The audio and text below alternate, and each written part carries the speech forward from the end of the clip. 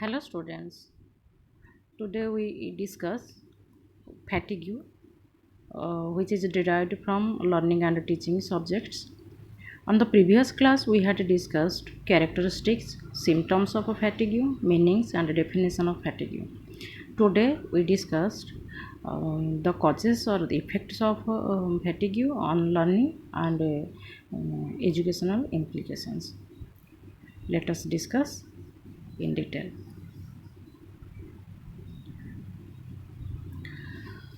Effects of fatigue in learning, थकान का अधिगम के प्रति क्या प्रभाव पड़ता है। Psychologist have conducted several tests regarding fatigue on the learning process. We are reciting their finding in the following lines according to different authors. First point, variation in the quantity of the work. Precy, Robinson and Horrocks. The mental work done with maximum effort for many hours usually has no effect on the production. There is no relation between fatigue and work properties. यहाँ पर प्रेसी और Robinson और हॉरक्स का मतलब में अगर शारीरिक थकान होता है तो मानसिक थकान होता है, लेकिन किसी कार्यशाला में अगर काम करते हैं इसमें आपका थकावट को लेकर प्रोडक्शन में या आउटपुट में कोई वेरिएशन या डिफरेंट नहीं दिखाई पड़ता है।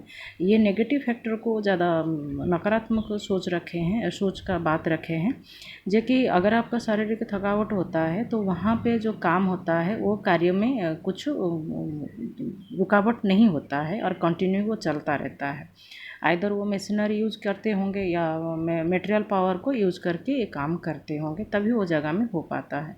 लेकिन जब वो ह्यूमन रिसोर्स का बात होता है वहाँ पे मेंटल और फिजिकल फैटिक जो बोलते हैं उसका विशेषता रहता है ये। Second point, effect according to individual variation. Actually, individual variation is the consistency or repeatability of traits over time. Traits may change over time either because gene expression changes or because an organism. जिसे बोलते हैं हर व्यक्ति का लक्षण अलग अलग होता है, उसका अंतर्निहित शक्तियाँ भी अलग अलग होता है। अगर हम बात करते हैं स्टूडेंट का, वहाँ पर भी बहुत सारा उनका विभिन्नताएं दिखाई पड़ता है। जैसे बालकों की व्यक्तिगत विभिन्नताओं के अनुसार उन पर थकान का कम या अधिक प्रभाव पड़ता है। फलस्वरूप उनके सीखने का कार्य भिन्न प्रकार से प्रभावित होता है। कि बच्चे लोग को थकावट लगता है लेकिन वो पढ़ने में भी उनका इंटरेस्ट रहता है। कुछ बच्चे होते हैं उनको थोड़ा सा ज़्यादा देर तक उनको पढ़ने में रुचि नहीं होता है, वो जल्दी थक जाते हैं। तो ये इंडिविजुअल डिफरेंस होता है, बच्चे को अलग अलग बच्चों से अलग अलग तरीका दिखाई पड़ता है। नेक्स्ट, डिक्रीज्ड मेंटल एफिशिएंसी, मतलब यहाँ पे बताया जाता है जैसे मानसिक कार्यक्षमता में कमी। शारीरिक थकान का मानसिक थकान पर प्रभाव पड़ता है, इसलिए यदि बालकों में किसी कारण से शारीरिक थकान है तो उनके मानसिक कार्य की क्षमता कम होती है। Physical fatigue has an effect on mental fatigue. So if the children have physical fatigue due to any reason, then their ability to work mentally decrease. Mental efficiency is related your how you think, how you feel and how to act. Actually बोला जाता है mental efficiency जो state of mind, ये एक तो मानसिक अवस्था है। Mental efficiency is the ability to use your thought and emotions to be the best in what you do. आप जो चाहते हैं आपके लिए बेस्ट है उसको आप प्रयोग में लाते हैं। ये आपका एफिशिएंसी पे डिपेंड करता है, आपका क्षमता में डिपेंड करता है, आपका सोचने का क्या महसूस करते हैं और क्या रिएक्ट करते हैं और क्या एक्ट करते हैं, क्या काम करते हैं, ये प्रभाव पड़ता है आपका मानसिक थकान का। मानसिक थकान जो होता है तो ये आपका मन मस्तिष्क के ऊपर में प्रभाव पड़ता है। Then more mistakes on work, यहाँ पे बताया जाता है मतलब कार्य में अधिक गलतियाँ। क्रेपलिन gave questions to the children to multiply. He asked them this question on 2 occasions, when he was tired and when he was not tired. From these tests he conducted that children make more mistakes due to fatigue. यहाँ पे बताया जाता है जैसे बालकों को गुणा करने के लिए वो एग्ज़ाम दिए थे, मतलब एक टाइप का टेस्ट करवाए थे, मतलब पहले उनको टेस्ट दिया गया था। जब वो पहला थकावट मतलब थक गए हैं, पढ़ चुके हैं, टायर्ड हो चुके हैं, वहाँ पे एक तो टेस्ट दिया गया। वो टेस्ट था मल्टीपल करना है, मतलब गुणन करना, कुछ क्वेश्चन मतलब कुछ सम का मैथ दिया गया था, उसको गुणा करना जिसको बोलते हैं। और कुछ बच्चे को दिया गया, वो टोटल फ्रेश थे, मतलब टायर्ड नहीं हुए थे, और उनको एग्ज़ाम दिया गया, मतलब वो मल्टीप्लिकेशन करने को दिया गया। लास्ट ओवरऑल उनका रिजल्ट निकलता है, जो कि थकान के कारण बालक अधिक गलतियां करते हैं। मतलब जो बच्चे टायर्ड नहीं हैं, उन लोग का आंसर करेक्ट होता है, उनका गुण मल्टीप्लिकेशन पूरा करेक्ट होता है। लेकिन जो बच्चे ऑलरेडी टायर्ड हैं, उनका मल्टीप्लिकेशन में बहुत सारा गलतियां निकलता है। तो यहाँ पर उनका क्रेपलिन का लास्ट सजेशन निकलता है, जो थकावट होता है तो उनका कहीं ना कहीं गलतियाँ होता ही रहता है। Last, more influence. The younger the children are, the sooner they experience fatigue. As a result, their learning speed and efficiency are less. छोटे बालक पर अधिक प्रभाव पड़ता है। जैसे बोलते हैं, बालक की आयु जितना कम होती है उतना जल्दी वो थकावट महसूस करते हैं। फलस्वरूप उनके सीखने की और गति और कुशलता में कमी होती है। जैसे छोटे बच्चे वो होते हैं, उनका एज वाइज उनको थकावट महसूस करते हैं। जैसे एक तो 15-16 साल का बच्चे, जैसे उन काम करने में कोई तकलीफ नहीं होता है, उनमें ज़्यादा इंटरेस्ट होता है, ज़्यादा इनकरेज होता है वो काम करने के लिए, ज़्यादा वो काम को एंजॉय करते हैं, इंटरेस्ट होता है। लेकिन छोटे बच्चे तुरंत थक जाते हैं, उनको बोर फीलिंग होता है, क्योंकि वो मतलब जैसे 6-7 साल का बच्चे होंगे, वो कांस्टेंट लेवल पे बहुत देर तक टिक नहीं पाते या बैठ नहीं पाते, उनके लिए वो डिफ़िकल्टी होता है। तो ऐसे छोटे बच्चे जो होते हैं, उनका मानसिक और शारीरिक थकावट अलग अलग होता है। छोटे बच्चे होते हैं तो जल्दी थक जाते हैं। नेक्स्ट, एजुकेशनल इम्प्लीकेशंस, शैक्षिक निहितार्थ। It is very difficult to provide to those who are physically and mentally fatigued. Besides that, the teacher should arrange following provisions. कुछ प्रोविजंस लेना चाहिए, कुछ सुझाव देना चाहिए, कुछ स्टेप्स, रेमेडियल स्टेप्स लेना चाहिए, जो बच्चों को जल्दी क्लासरूम में शिक्षण अधिगम के समय में थकावट महसूस ना हो। First point, classroom teaching should be interesting. Classroom को पढ़ाने में, क्लासरूम में कक्षा में जब वो पढ़ाया जाता है, तब उसको इंटरेस्टिंग बनाने के लिए क्या करना चाहिए? कुछ पॉइंट्स या कुछ स्टेप्स लेना चाहिए।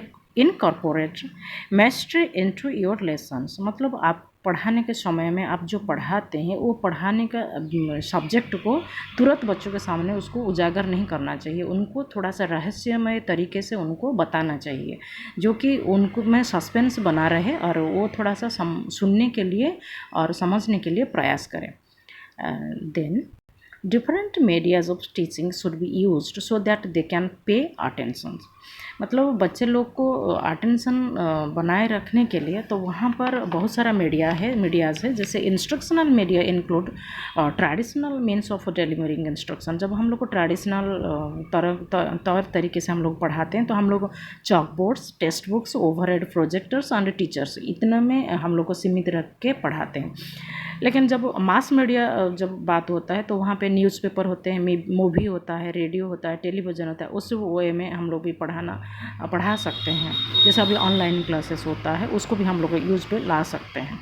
न्यू इलेक्ट्रॉनिक इंस्ट्रक्शनल मीडिया में जैसे कंप्यूटर होता है, इंटरेक्टिव वीडियो होता है, मल्टीमीडिया सिस्टम होता है, ये सब हम लोग को यूज़ करना चाहिए क्लासरूम टीचिंग को ज़्यादा इंटरेस्टिंग बनाने के लिए। जो कि इंटरेस्टिंग होगा, उसमें बच्चे भी ज़्यादा देर तक ध्यान भी दे सकते हैं और पढ़ने में उनको मन लगे।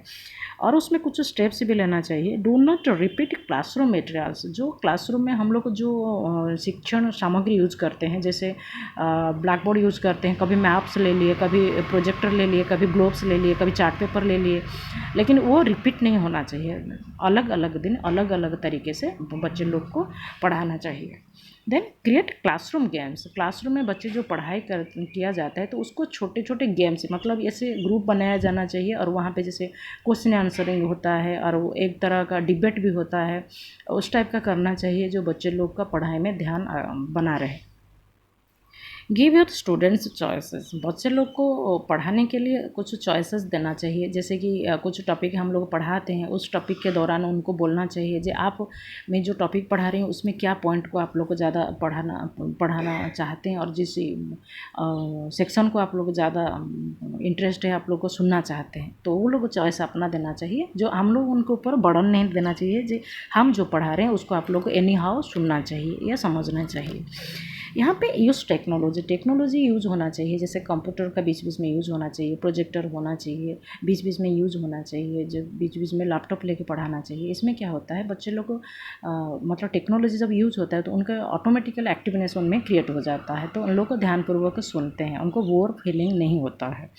देन होता है do not take teaching so seriously. जब हम लोग उनको पढ़ाते हैं तो पढ़ाना ऐसा नहीं होना चाहिए जो कि वो लोग सोचे ये ही सिर्फ इम्पोर्टेंस है और इसके बाद और कोई पीरियड जब क्लास होगा वो कोई इम्पोर्टेंस नहीं है, एक क्लास ही मेरे लिए इम्पोर्टेंट है तो इसी क्लास को मुझे ज़्यादा इम्पोर्टेंस देना चाहिए। नहीं, ओवरऑल जितना क्लास किया जाता है सब उनके लिए समान है, सब उनके ऊपर इतना स्ट्रेस नहीं देना चाहिए।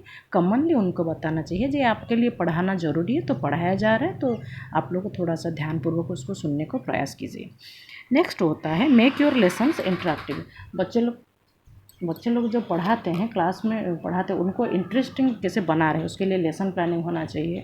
और जब टीचिंग एंड लर्निंग मेथड ऐसा होना चाहिए, क्वेश्चन आंसर मेथड होना चाहिए प्रैक्टिकल लेवल पे। और जब वो ग्रुप होकर बच्चे पढ़ाई करते हैं वहाँ पे एक्टिवनेस दिखाने के लिए एक साथ में कंपटीशन भी होना चाहिए। जैसे क्वेश्चन दिया जाए उसमें बच्चे लोग को कंपटीशन के तौर पर आंसर देने को प्रयास करें। ये भी एक टाइप जो भी क्लासरूम में पढ़ाने का दौरान बहुत ही इंटरेस्टिंग बन पाएगा। नेक्स्ट होता है if it is possible special classes should be arranged.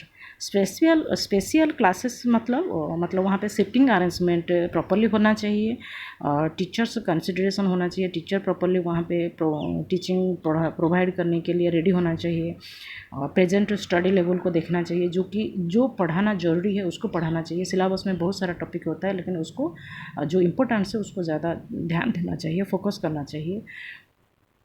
Next regular and systematic evaluation should be done. बीच बीच में इवैल्यूएशन प्रोसेस होना चाहिए। फॉर्मेटिव लेवल पे, समेटिव तो 1 ईयर लास्ट में होता है, अंत में होता है, बीच में फॉर्मेटिव लेवल का असेसमेंट होना चाहिए, बीच में इसमें इंटरनल टेस्ट होना चाहिए, असाइनमेंट देना चाहिए और छोटे मोटे ओरली टेस्ट लेना चाहिए। क्योंकि ऐसा होने से बच्चे लोग में पढ़ने में उत्सुकता बना रहेगा और उसके साथ साथ उनमें मन में एक तो डर होगा जो कि मैं दूसरे स्टूडेंट के कंपैरिजन में मैं बैक नहीं हो जाऊँ, मेरा कम मार्क ना रहे, मैं उनके पीछे नहीं रह जाऊँ, तो इसलिए उसमें कंपटीशन लेवल डेवलप होता है। Then there should be provision of remedial classes. Remedial classes में तौर पर देखा जाता है, remedial teaching means that help is offered to peoples who need pedagogical and deductive assistant. Pedagogical जैसे होते हैं शैक्षणिक या शिक्षा विज्ञान संबंधी होता है, डिडक्टिव होता है शिक्षाप्रद और शिक्षणात्मक। जब हम लोग बच्चे लोग को पढ़ाते ये भी ध्यान दिया जाना चाहिए। खास तौर पर बोला जाता है remedial classes are course that may be required for students to build off their skills in math और रीडिंग और English before they are allowed to take regular college course. College में जितना सिलेबस है, कोर्स है, उनको तो पढ़ना भी चाहिए, लेकिन बीच में उन लोग को मैथमेटिक्स और रीडिंग लेवल और इंग्लिश इसमें थोड़ा सा स्ट्रांगनेस कैसे आए उसके लिए बीच में इसमें प्रयास करना चाहिए। और हम लोग अभी का समय में स्टूडेंट सेंटर एजुकेशन चल रहा है, जहाँ पे स्टूडेंट का हर तरह का रिक्वायरमेंट को पूरा करने के लिए प्रयास किया जाता है। उनको बीच बीच में नोट्स प्रोवाइड करना चाहिए, हर तरह का जो भी उनको चाहिए उसको पूरा करने के लिए टीचर को तत्पर होना चाहिए। Then teacher should be helpful and cooperative to them. हमेशा उनके साथ फ्रेंडली व्यवहार होना चाहिए, जो कि उन लोग को मन में ये ना लगे क्योंकि ये टीचर से मुझे बात करने को डर लगता है या टीचर से मुझे कुछ गाइडलाइन लेना है लेकिन मैं कैसे लूँ, ऐसा दुविधा उनमें मन में ना आए। उसके लिए वो दुविधा को दूर करने के लिए बीच बीच में प्रयास करना चाहिए, उनको हर तरह का हेल्प करना चाहिए, हमेशा फ्रेंडली मोटिव रखना चाहिए।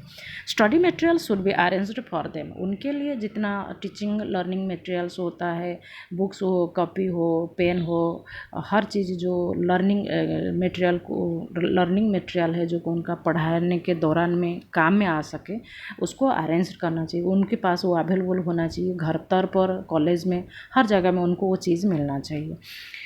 और लास्टली बोला जाता है to experience minor fatigue is good training for it conditions one for harder work. यहाँ पे बताया जाता है जैसे कि थोड़ी सी थकान का अनुभव करना अच्छा प्रशिक्षण है, क्योंकि वह व्यक्ति को अधिक कठिन कार्य करने के लिए तैयारी करती है। मतलब ओवरऑल बताया जाता है इस टॉपिक में, लास्ट में बताना ज़रूरी है, क्योंकि थोड़ा सा थकावट होना चाहिए, क्योंकि आपको ब्रेक लेना पड़ेगा। अगर आप ब्रेक लेते हैं तो उसके बाद हाँ आपको आगे और ज़्यादा पढ़ाई करने के लिए ताकत मिलता है, शक्ति मिलता है, और आपका इच्छा शक्ति और ज़्यादा बढ़ जाता है, और आपका रुचि और आपका इंटरेस्ट, आपका मतलब